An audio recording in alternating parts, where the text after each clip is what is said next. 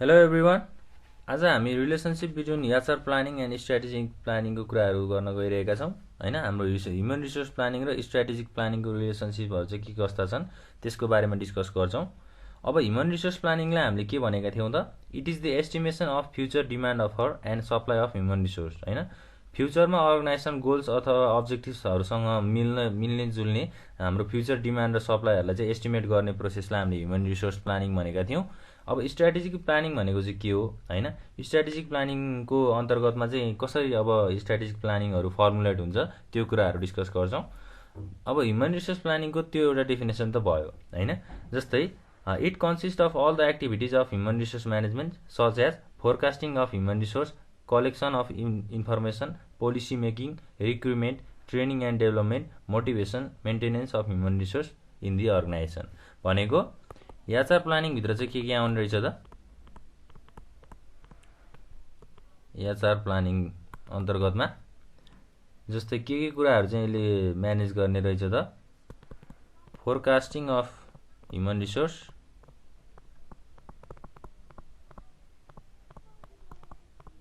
हैन। त्यसै गरी अर्को के छ त? कलेक्सन अफ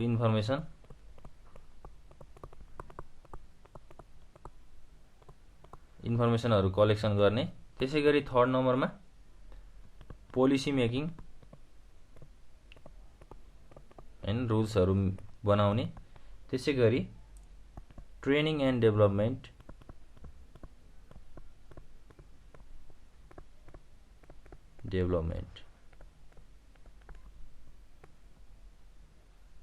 फिफ्थमा मोटिभेसनको कुराहरू र अरू थुप्रै कामहरू चाहिँ हाम्रो एचआर प्लानिङले हामीलाई गर्छ भनेर भनेका थियौँ। अर्गनाइजेसनको गोल अनुसार हैन, अर्गनाइजेसनको निड अनुसार ह्युमन रिसोर्सहरूलाई चाहिँ यसरी म्यानेज गरिन्छ भनेर भनेको छ ह्युमन रिसोर्स प्लानिङले। अब स्ट्राटेजिक प्लानिङको कुराहरू गर्दाखेरि चाहिँ के हुन्छ त? हामीले डेफिनेसनबाटै जाँदाखेरि चाहिँ planning refers to step by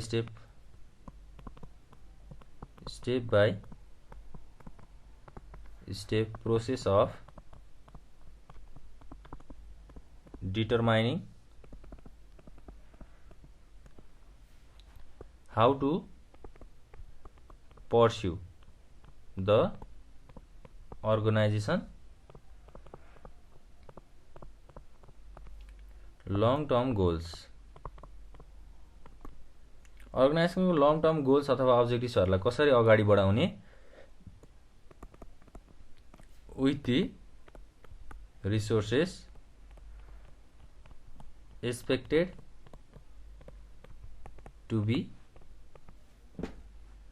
available हैन।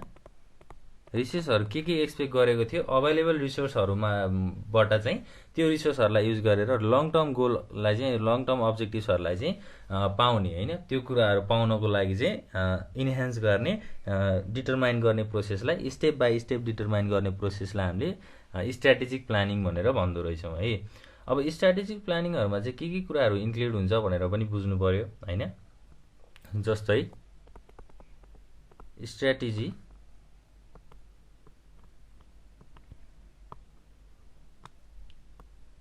फर्मुलेसन। स्ट्राटेजी फर्मुलेसनमा चाहिँ फर्स्टमा आउँछ आइडेन्टिफाई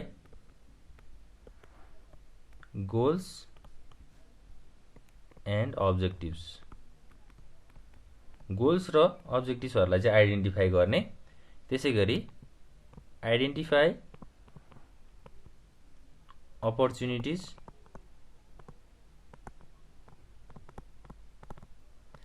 एन्ड थ्रेट्स हैन। Identify strength and weakness. Strength र विकनेसहरूलाई आइडेन्टिफाई गर्ने। त्यसै गरी आइडेन्टिफाई इन्भाइरोमेन्टल फोर्सेस हैन। इन्भाइरोमेन्टल फोर्सेसहरू अब इन्भाइरोमेन्टल इफेक्टहरूलाई पनि आइडेन्टिफाई गर्ने, थाहा पाउने। त्यसै गरी आइडेन्टिफाई अर्गनाइजेसन रिसोर्सेस, अर्गनाइजेसनको रिसोर्सहरू के कस्ता छन् त्यसलाई पनि आइडेन्टिफाई गर्ने र अरु कुराहरू चाहिँ के छ त फर्मुलेट अर्गनाइजेसनल स्ट्र्याटेजिज हैन। अर्गनाइजेसनको स्ट्र्याटेजीहरूलाई पनि के गर्ने त अब फर्मुलेट गर्ने कामहरू यो एउटा के हो त स्ट्र्याटेजिक फर्मुलेसनको हाम्रो स्टेप्सहरू हो। जस्तै हामीले डेफिनेसनमा भनेका थियौं नि स्टेप बाइ स्टेप प्रोसेसमा चाहिँ अर्गनाइजेसनको लङ टर्म गोलहरूलाई चाहिँ यसले पर्स्यु गर्छ अथवा अगाडि बढाउँछ भनेर भनेका थियौं। अब के कुराहरू बुझ्नु पर्यो त भन्दा हाम्रो HR planning is an integral part of overall corporate plan हैन। कर्पोरेट प्लानको चाहिँ एउटा ओभरअल इन्टिग्रल पार्टलाई चाहिँ हामीले एचआर प्लानिङ भन्थ्यौं। अब रिलेसनशिप बिट्विन एचआर प्लानिङ र स्ट्र्याटेजिक प्लानिङको चाहिँ हाम्रो एस्पेक्टहरू छ हैन। दुईटा एस्पेक्टहरू छ। फर्स्टमा छ follower relationship of human resource plan हैन। ह्युमन रिसोर्स प्लानको चाहिँ फलोअरको रिलेसनशिप चाहिँ के कस्तो छ त relationship depicts that an human resource plan is an integral part of overall corporate plan भनेको अर्गनाइजेसनको ओभरअल कर्पोरेट प्लानलाई ह्युमन रिसोर्स प्लान भन्दो रहेछ। It is based upon the overall objectives and strategies of the company. कुनै पनि कम्पनीको एउटा objectives उनीहरूको गोल र स्ट्र्याटेजी अनुसार चाहिँ हाम्रो ह्युमन रिसोर्स प्लान चाहिँ बेस्ड छ भनेर भनेको छ हैन। अब कसरी प्रिपेयर हुन्छ त human resource plan prepared by हैन following guidelines provided by the overall corporate plan. एउटा कर्पोरेट प्लानबाट आएको गाइडलाइन्सहरूबाट चाहिँ ह्युमन रिसोर्स प्लानहरू चाहिँ फर्मुलेट हुने रहेछ अथवा प्रिपेयर हुने रहेछ। यसको भिजनहरू चाहिँ के हो त मेन यसको अब्जेक्टिभ्सहरू चाहिँ के हो त to meet the needs of overall mission vision objectives of the company. कम्पनीको मिसनहरू के हो कम्पनीको भिजनहरू के हो त्यो कुराहरूलाई ध्यानमा राखेर ह्युमन रिसोर्स प्लानले चाहिँ काम गर्छ हैन। त्यसैगरी अब 2 नम्बरमा छ partner relationship of human resource plan. Human resource प्लानको चाहिँ पार्टनर रिलेसनशिप के कस्तो छ त अब HR plan and strategic plan are formulated simultaneously भनेको यो दुईटा प्लानहरू चाहिँ सँगसँगै बनाइन्छ हैन। It is suppose that they have partner relationship. अब सँगसँगै बनाउनुको कारण के हो त अब पार्टनर रिलेसनशिप हो भनेर हामीले सपोज गर्न सक्छौं हैन एज्युम गर्न सक्छौं। अब ह्युमन रिसोर्स म्यानेजरले चाहिँ के कुराहरू कन्सिडर गरिरहेको हुन्छ त भन्दा जस्तै human resource and human resource manager are consider as a valuable resources in the organisation. एउटा अर्गनाइजेसनको भ्यालुएबल रिसोर्सलाई चाहिँ हामीले के भन्न सक्दो रहेछौं त ह्युमन रिसोर्स अथवा ह्युमन रिसोर्स म्यानेजर भनेर भन्न सक्दो रहेछौं है। अर्गनाइजेसनको रिसोर्सेस कुनै चाहिँ पनि संस्थाको रिसोर्सेसलाई। अब यो कुराहरूले चाहिँ के इन्स्योर गर्छ त भन्दा employees are fully participated in strategy planning हैन। स्ट्र्याटेजी प्लानिङ अथवा स्ट्र्याटेजी इम्प्लिमेन्टेसनमा चाहिँ इम्प्लोइजहरू फुल्ली पार्टिसिपेट छन् भनेर हामीलाई इन्स्योर गराउँछ भन्ने कुराहरू चाहिँ छ। अब एचआर ह्युमन रिसोर्स चाहिँ के कुराहरूमा कन्सिडर छ त स्ट्र्याटेजिक प्लानिङ बनाउनको लागि फर्मुलेसन स्टेटमा चाहिँ उनीहरू कन्सिडर छन् हैन। उनीहरूले के कुराहरू योगदान गर्छन्। A primary purpose of this relationship is to link HR activities with the strategic plan. Human रिसोर्सको एक्टिभिटिज उनीहरूको कामहरूलाई चाहिँ स्ट्र्याटेजिक प्लानसँग लिङ्क गराउने एउटा रिलेसनशिप बनाउने मेन उद्देश्य चाहिँ हाम्रो यो दुईटा रिलेसनशिपले चाहिँ भन्छ हैन। ह्युमन रिसोर्स प्लान र स्ट्र्याटेजिक प्लानको रिलेसनशिपले चाहिँ हामीलाई यो कुराहरू बताउँछ। ल अब रिलेसनशिप बिट्विन हाम्रो ह्युमन रिसोर्स प्लानिङ र स्ट्र्याटेजिक प्लानिङको कुराहरूमा यो दुईटा पोइन्टहरू हामीले भुल्नु भएन। यो दुईटा पोइन्ट भनेको चाहिँ अब रिलेसनशिपको पोइन्टहरू भयो र स्ट्र्याटेजिक प्लानिङहरू कसरी फर्मुलेसन हुन्छ भन्ने यो स्टेप्सहरू छ। स्टेप्सलाई चाहिँ अब ड्र गरेर हैन एउटा स्टेप बाइ स्टेप प्रोसेसमा चाहिँ हामी लान सक्छौं।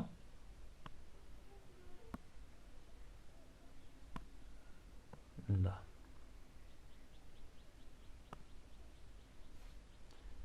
त्यसैगरी लास्टमा छ फर्मुलेट अर्गनाइजेसनल स्ट्र्याटेजिज हैन। यो कुराहरु चाहिँ आफूले हेर्नु पर्यो एकचोटी बुझ्नु पर्यो र एक्जाममा हामीलाई लेख्दाखेरि पनि सजिलो छ। थ्योरी सब्जेक्ट हो खासै गाह्रो हुँदैन। ल अब रिलेसनशिप बिट्विन एचआर प्लानिङ र स्ट्राटेजिक प्लानिङको कुराहरू भयो। अब हामीले अर्को टपिक के डिस्कस गर्छौँ त, impact of business plan on human resource planning. Human resource प्लानमा चाहिँ बिजनेस प्लानको कस्तो खालको इम्प्याक्टहरू हुन्छ त्यो कुराहरू डिस्कस गर्छौँ। अब फर्स्टमा त बिजनेस प्लान भनेको के हो त्यो बुझ्नु पर्यो होइन। बिजनेस प्लान भनेको चाहिँ कुनै पनि प्लान जुनलाई चाहिँ हामीले बिजनेसमा अपरेट गर्छौँ, यो प्लान चाहिँ तीनटा वेजमा चाहिँ अब यसलाई लिस्टिङ गरिएको छ, अथवा यो एउटा स्टेप बाई स्टेप प्रोसेस हो होइन। जस्तै एउटा फर्स्टमा हुन्छ स्ट्राटेजिक प्लान बिजनेस प्लानभित्र होइन, त्यसै गरी सेकेन्डमा हुन्छ अपरेसनल प्लान, र थर्डमा के हुन्छ त बजेटरी प्लान। अब स्ट्राटेजिक प्लानले के भन्छ त, यो चाहिँ एउटा स्टेप बाई स्टेप प्रोसेस हो होइन। स्ट्राटेजिक प्लान चाहिँ एउटा स्टेप बाई स्टेप प्रोसेस हो जसले चाहिँ के डिटरमाइन गर्छ त, how to pursue the organisational goals with resources available. अर्गनाइजेसनमा अभाइलेबल भएको अथवा पाउने रिसोर्सेसहरूबाट चाहिँ अर्गनाइजेसनको अब्जेक्टिभ्सहरू कसरी पाउन सकिन्छ होइन, त्यो कुराहरूलाई चाहिँ पर्स्यु गर्ने, त्यो कुराहरू पाउनको लागि चाहिँ अगाडि बढ्ने प्रोसेसलाई हामीले स्ट्राटेजिक प्लान भनेर भन्छौँ होइन। अब यो प्लानहरू चाहिँ it is prepared for a longer period of time होइन। स्ट्राटेजिक प्लानहरू चाहिँ धेरै समयको लागि चाहिँ फर्मुलेट गरिएको हुन्छ अथवा बनाइएको हुन्छ, जसले चाहिँ के कुराहरू गर्छ त, जस्तै कर्पोरेटको मिसन के हो, भिजन के हो होइन, यसका गोल्स अब्जेक्टिभ्सहरू के कस्ता छन्, यो कुराहरूलाई चाहिँ अब पाउनको लागि स्ट्राटेजिक प्लान फर्मुलेट गरिन्छ। ल यसलाई चाहिँ हामीले एउटा सिस्टमेटिक अप्रोच पनि भनेर भन्न सक्छौँ। सिस्टमेटिक अप्रोच फर्स्ट स्टेप हो बिजनेस प्लानको, फर्स्ट स्टेपलाई स्ट्राटेजिक प्लानको रूपमा भन्न सकिन्छ। त्यसै गरी अब सेकेन्डमा छ अपरेसनल प्लान होइन।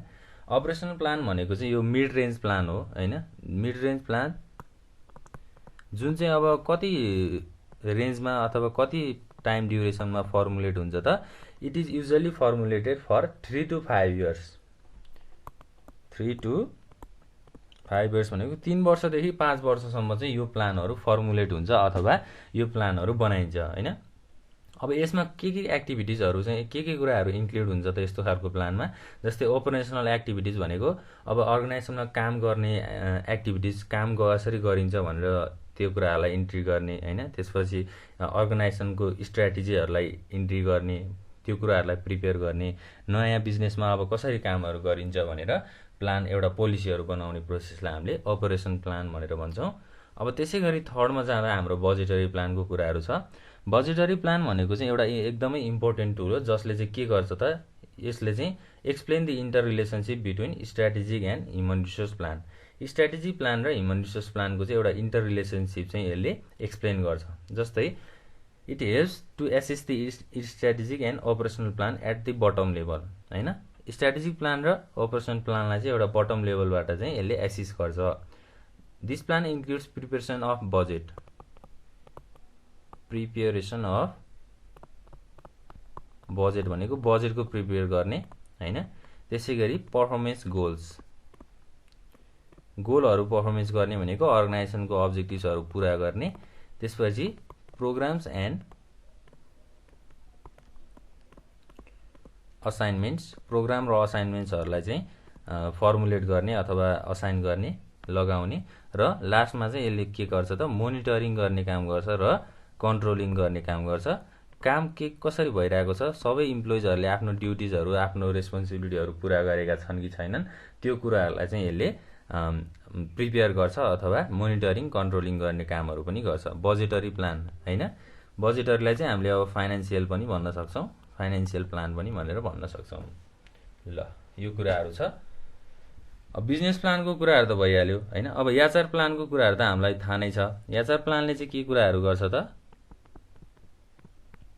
एउटा त अब इस्युलाई एनालाइसिस गर्ने होइन, प्रब्लमहरू के कस्ता छन् त्यो कुराहरूलाई एनालाइसिस गर्ने काम गर्छ। र बीमा के गर्छ त फोरकास्टिङ ह्युमन रिक्वायरमेन्ट होइन, ह्युमनको के रिक्वायरमेन्टहरू छ त्यो कुराहरूलाई फोरकास्टिङ गर्ने कामहरू गर्छ। र अब ह्युमन रिसोर्सको अरू के कामहरू हुनसक्छ त, जस्तै अब एक्सन प्लान। एक्सन प्लान भनेको चाहिँ के हो त, हामीले ह्युमन रिसोर्स प्लानिङको प्रोसेसको हाम्रो प्लानिङ प्रोसेसमा नि भनेका थियौँ नि। एक्सन प्लान भनेको चाहिँ एउटा फाइनल प्लान हो जसमा चाहिँ अब के हुन्छ त, बजेटरी कन्स्टेन्टहरू हुन्छ होइन इम्प्लोइजको, त्यसै गरी अब स्टाफिङ गर्ने, अथोराइजेसन दिने, प्रमोसन गर्ने, अर्गनाइजेसनको चेन्जहरूलाई एड्याप्ट गर्ने, त्यसपछि ट्रेनिङहरू प्रोभाइड गर्ने होइन, ट्रेनिङ एन्ड डेभलपमेन्टको कुराहरू, यी सबै केमा इन्क्लुड हुन्छ त, एक्सन प्लानमा इन्क्लुड हुन्छ। ल अब के भयो त, यहाँ बिजनेस प्लान र एचआर प्लानको रिलेसनसिप अथवा इम्प्याक्ट के कस्तो छ त हामीले डिस्कस गरि नै हाल्यौँ। यो कुराहरू चाहिँ अब हामीले बुझ्नु पर्यो। यति कुराहरू बुझ्यो भने हामीलाई इक्जाममा राम्रो मार्क्स कभर हुन्छ। ल अब हामीले नेक्स्ट क्लासमा पढ्ने टपिक भनेको के छ त, approaches of human resource planning होइन। ह्युमन रिसोर्स प्लानिङ चाहिँ कसरी गरिन्छ, त्यसको एप्रोचहरू के कस्ता छन् त्यो कुराहरू डिस्कस गर्छौँ।